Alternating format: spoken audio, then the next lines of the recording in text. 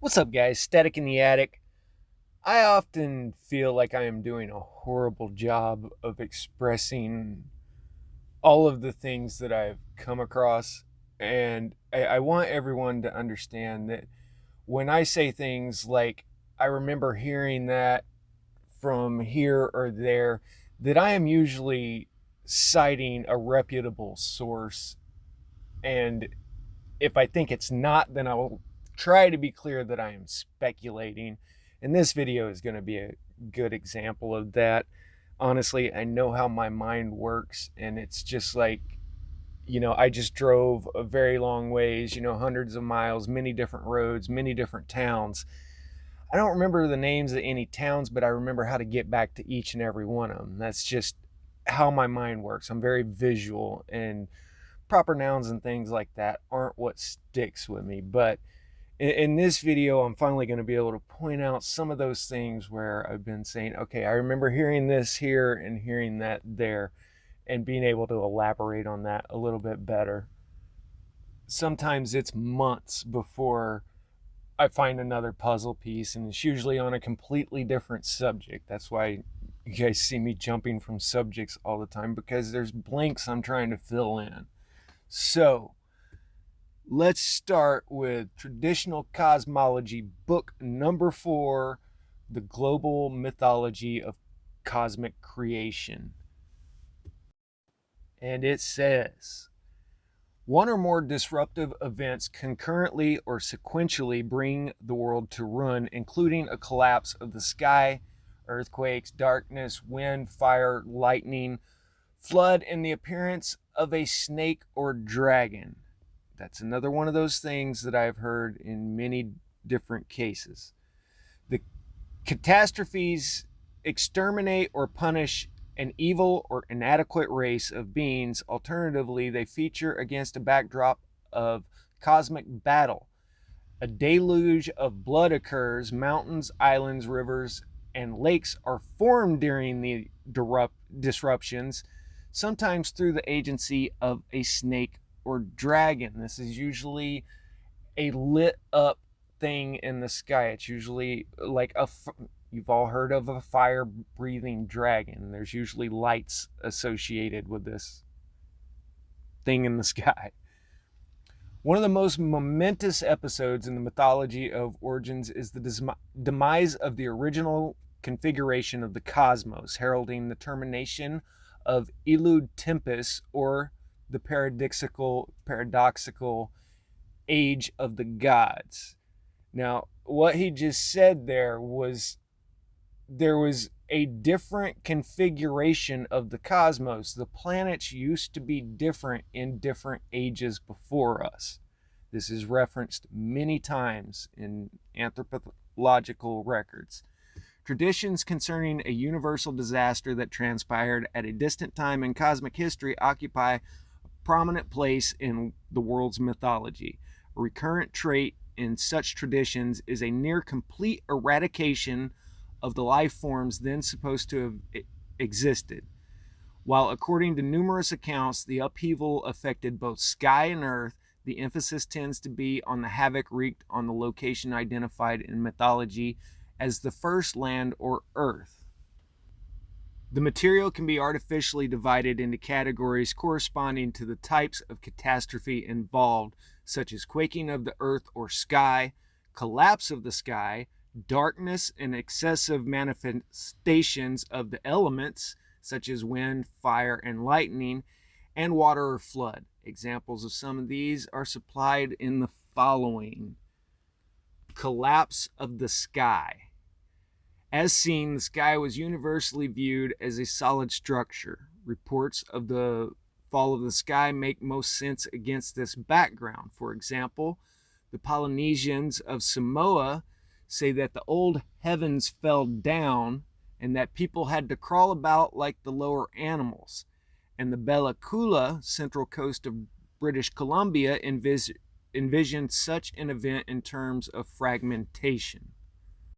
Their mythology holds there are 24 guardians appointed to take care of the sky. They are called Nexolaka, or something like that. According to tradition, the sky must be continually fed with firewood. Once upon a time, they put too much firewood into the sky and made it burst. All the pieces except one fell down to the earth. The fragments hit the faces of the 24 guardians and distorted them. I hope everyone understands that sky watching has been an important part of every culture in history. So when I hear about the 24 guardians in the sky, what I'm thinking is our 12 signs of the zodiac, only in a different age, and they had it divided up into 24 on the celestial wheel. And according to their tradition, the sky must be fed with firewood. When they put too much in, the sky exploded. It scarred, or it evidently messed up those other 24 guardians in the sky, but one piece stayed up there called Selo Wasim, doing the best I can with these pronunciations.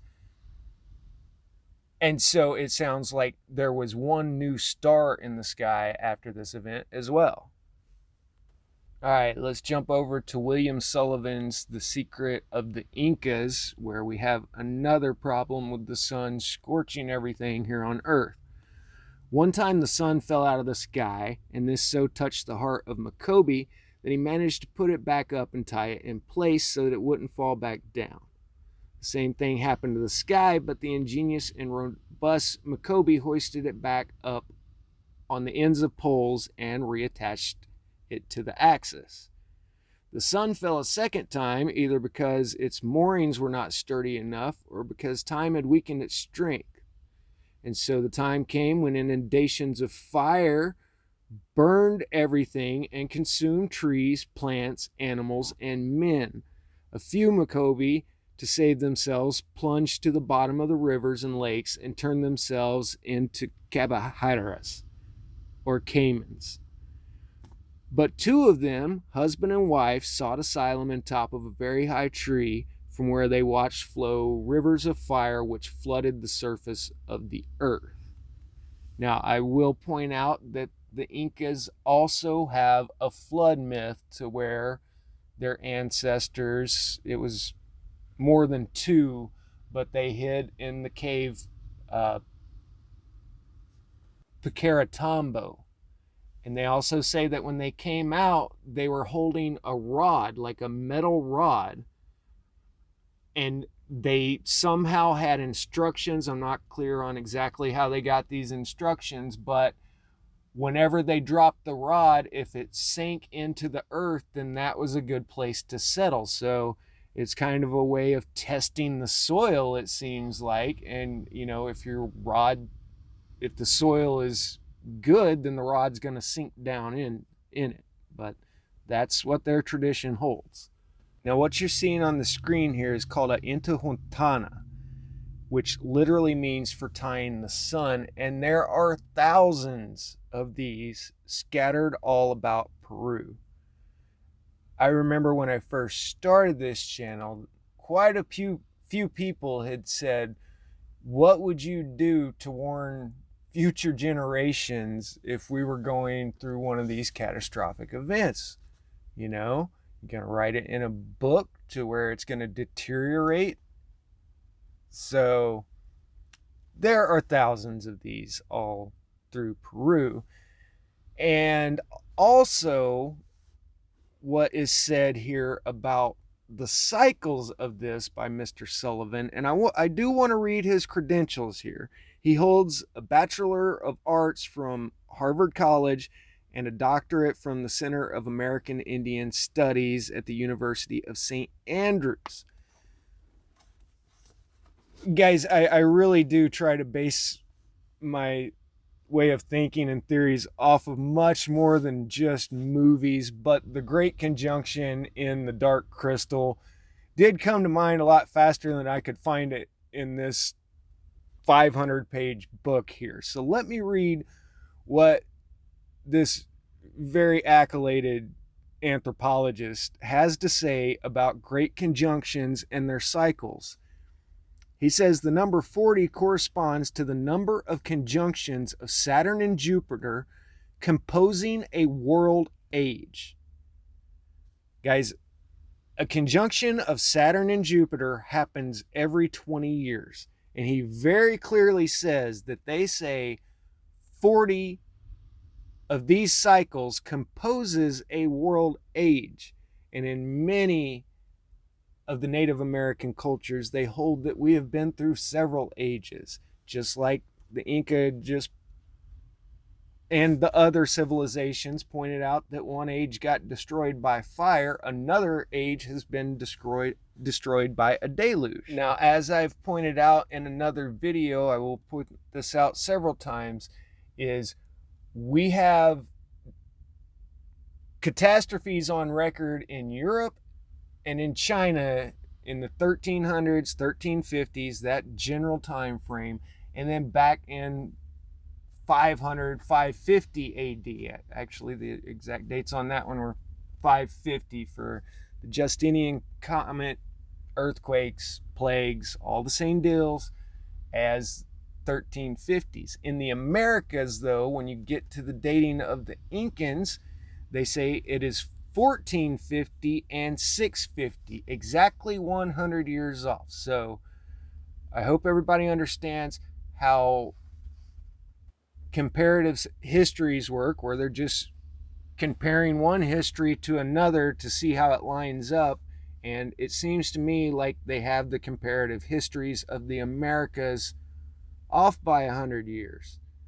I can only do one video at a time, but I will get the video out about the 1300s and show that it was worldwide at that time, and that it didn't skip South America only and hit every other country with earthquakes and plagues and, rapidly shifting climate patterns.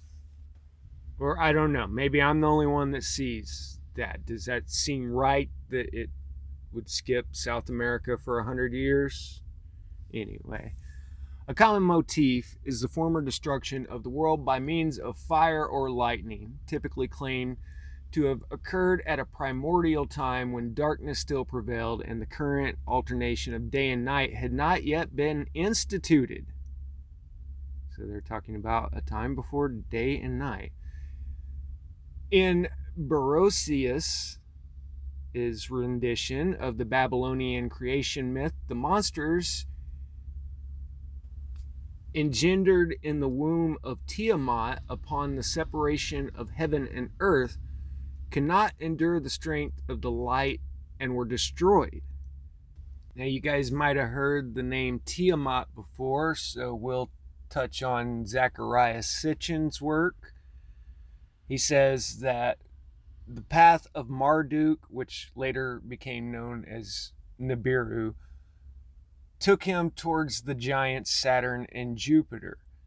And as Nibiru approached and their massive gravitational pulls bent his orbit drastically inward, forcing his path to be aimed directly at Tiamat.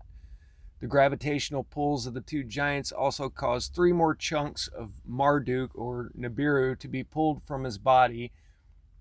They too became satellites to encircle Marduk as he, with his now 7 satellites, moved toward Tiamat with her 11 satellites.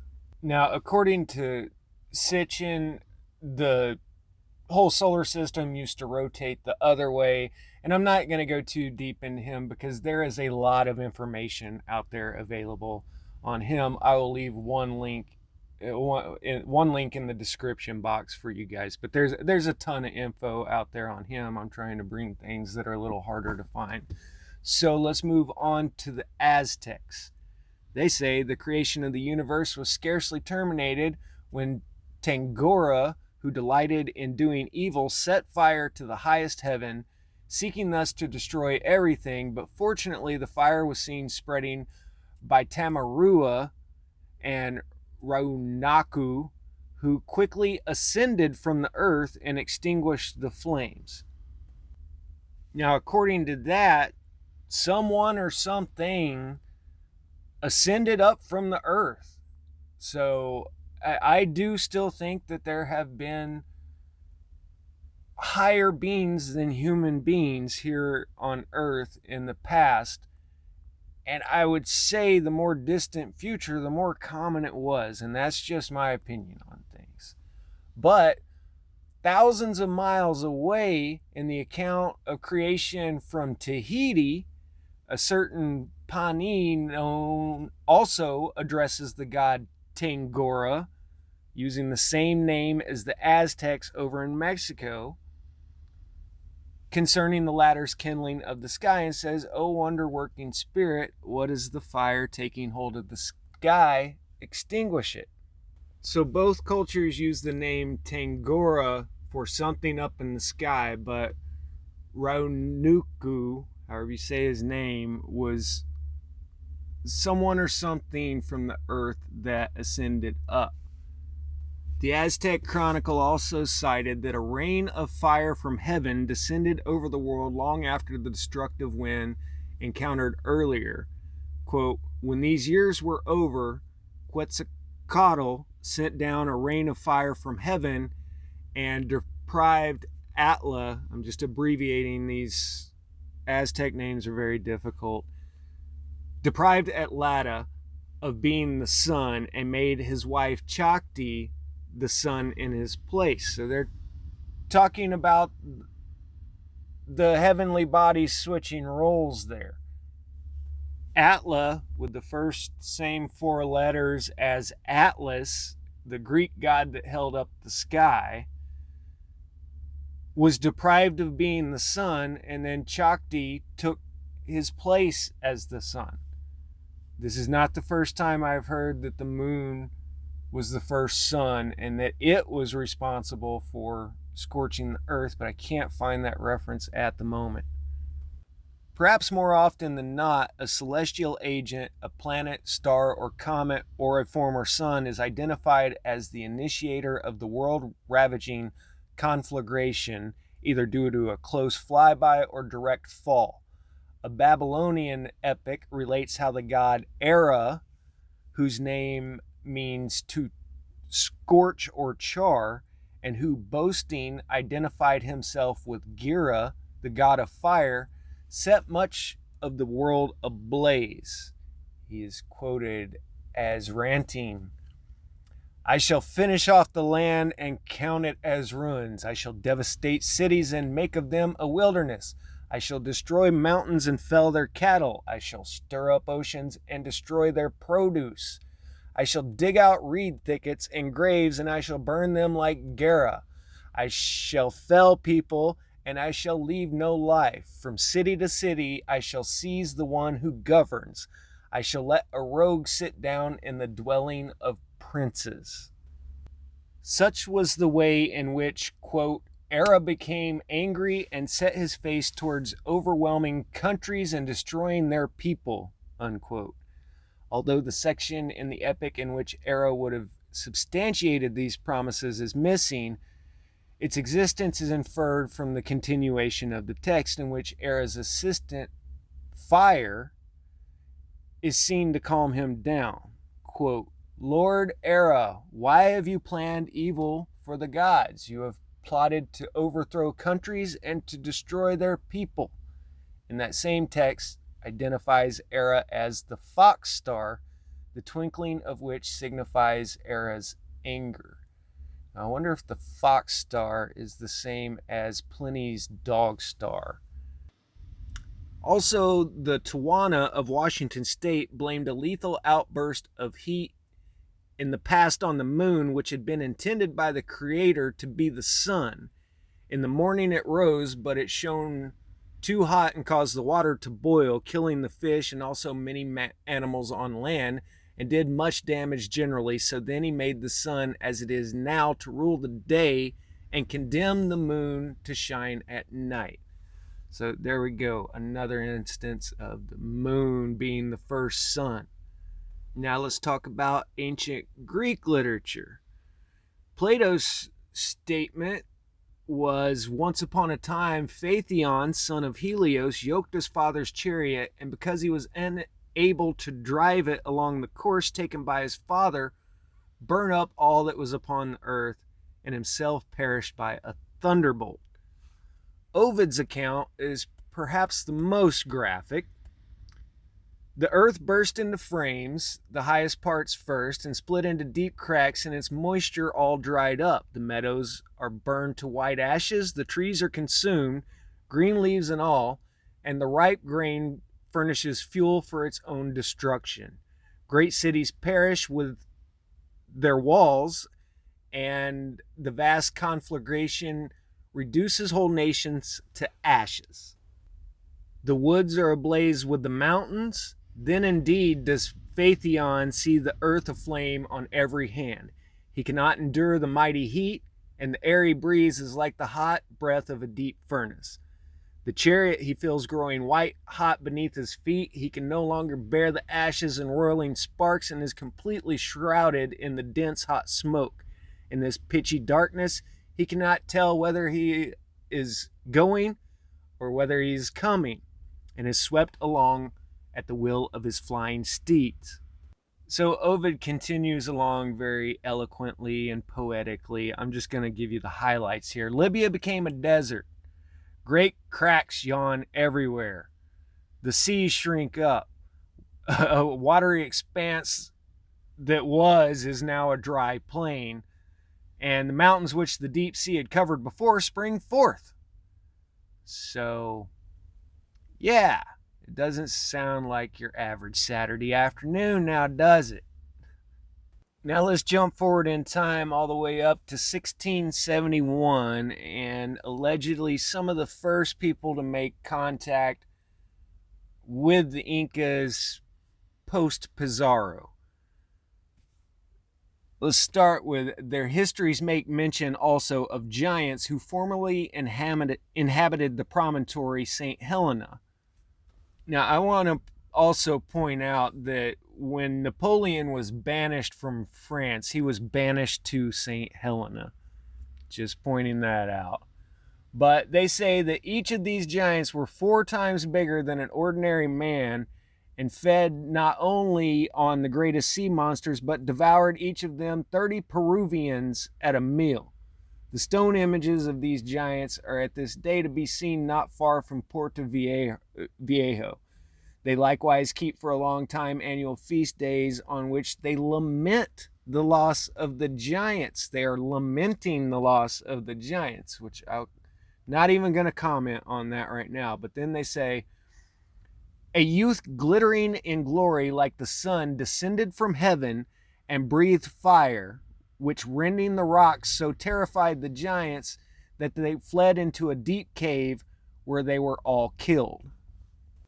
Now, Cornelius Whitefield, the governor of Puerto Viejo, relates that being stirred up by the report of the aforementioned images caused all the graves to be broke open, in some of which he found bones, which they supposed to be whale bones, had not the skulls manifested to the contrary. So they went and broke open a bunch of giants' graves. Now, I have also heard that some of the first sailors coming to South America spotted giants from the water. They saw them on the beach. I can't remember where that is from, but I know I've heard that. So I'm going to end with a quote from Mr. Sullivan's book, and before I read it, I want to point out that the constellations for the Incas were in the Milky Way, and one of the constellations is the llama. So when I get to the line about the llama, that's what that means. The timekeeping system symbolized the totality of an entire world age. That is, 40 conjunctions of myself Saturn and Jupiter. others have Saturn and speculated Jupiter that the conjunct every petroglyphs that 20 we find years. all around the world The Incas had are every indicative reason to of do a just plasma this. event in The the fifth sky, son had been born and under a for prophecy that of doom. in the It time could live of only so Pachacuti long as Inca the with celestial questionable llama could dating live Just as the viability of the gateway to the land of the dead was raining so much bound to they the thought the whole the world was stars going to taken flood. They were in concert. Cusco. Cusco is at 11,000 Love you feet guys. up Take care of yourselves out there. in Static the out. Andean mountains.